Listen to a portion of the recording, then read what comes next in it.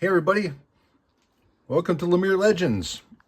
We're wrapping up the second part of this bluegill fin restoration project that we had. So we're gonna wrap this, like I said, we're gonna wrap this adventure up. So part one, just a brief review. If you haven't joined us before, welcome to our channel. This channel, we do a lot of artistry projects. Right now we're concentrated on a bunch of different taxidermy things. We're very experienced taxidermists, or I'm a very experienced taxidermist, many years in the shop, and we're going to bring you some value. So I hope you share, like, subscribe, and all that good stuff. So to fill you in on what we did before, we had a lot of broken fins. We had some breakage right here. Our pec fins are broken. What we did is we just put some fin tape on the back of these. We kind of recut the shape of the fin tape. The process of using a little bit of super glue and some 5-minute epoxy, we fixed this fish up. And then after everything's set up overnight with the 5-minute epoxy, when things weren't tacky anymore, I went in with this Mod Podge, and I applied with this, just a cheap disposable brush.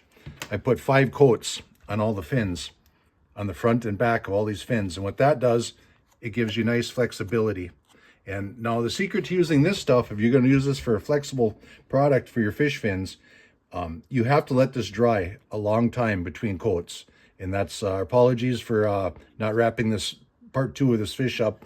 It's been a good month, but that's one of the reasons why. I want to make sure this will work for fin flexibility on your fish, as opposed to silicone or whatever else you want to use. But it does take an amount of time to set up. And especially with acrylic paints, you can't go over the top of this when it's still tacky, because it's just going to rub your paint right off. And if you have to put other colors in there, like we put some orange in here and some yellow, we had some rubbing that occurred because things weren't dried completely. And the same thing between the paints with acrylic. Obviously, if you're not going to blend your colors, you want to let it dry between coats. So it takes a substantial amount of time. You know, you can hit it with a hair dryer, speed things up and all that, but that's just you know, a little value for you on that. If you want to use a product like this for fin flexibility, it's great. I mean, it really does the job.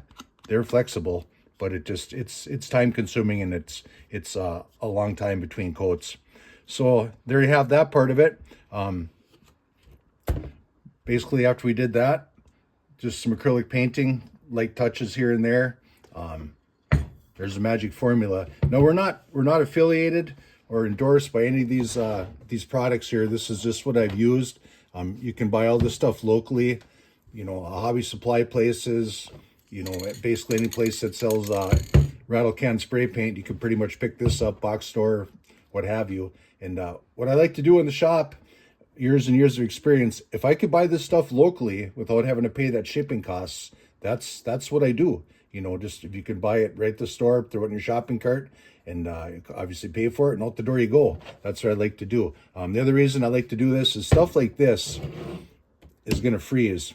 You know, up here in northern Minnesota, we have got winter, like we always joke, 9, 10, 11 months a year. You know, we have freezing conditions, so we can get this stuff locally. We don't worry about the freezing conditions. That's all the better. And when it's not freezing, it's 90. Yeah.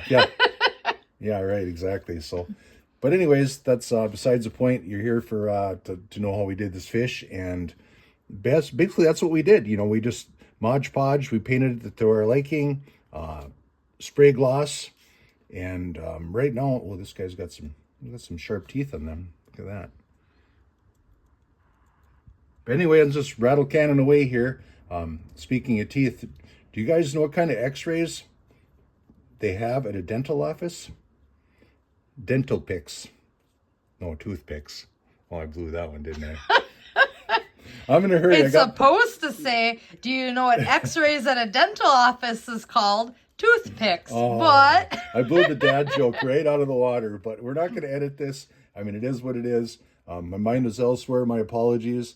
I've got my fish fill method for bluegills in a mold right now. And if you want to see that video, you can look back. My fish fill method I do with a plaster mold for some bluegills. And I got to catch them here in a little bit.